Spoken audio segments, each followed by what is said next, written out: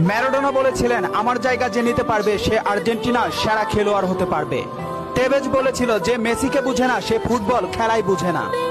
ব্রাজিলের পেলে বলেছিল মেসিকে কখনোই খারাপ খেলতে দেখিনি, সে সবসময় একই ধারে খেলে আসছে।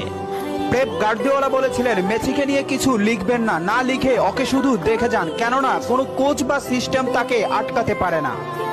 রাইকেট বলেছিলেন মেসির গোল এক একটা শিল্পকলা, আবার বলেছিলেন মেসি মানে ফুটবলের ইতিহাস। ব্রাজিলের রোনালদো বলেছিলেন মেসিকে অনেক বেশি কমফিট মনে হয়। ফিকো বলেছিলেন মেসিকে দেখা মানে অর্গজমের পর অবিশ্বাস্য। জাভি বলেছিলেন মেসি অন্যদের থেকে কতটা এগিয়ে এটা যারা বুঝে না তারা অন্ধ।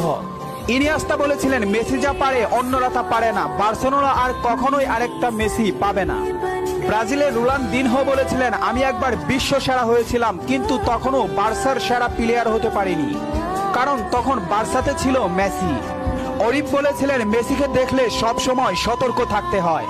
ইব্রাহিমোভিচ বলেছিলেন মেসির বাঁ পায়ে যথেষ্ট, ডান পায়ের কোনো প্রয়োজনই নেই।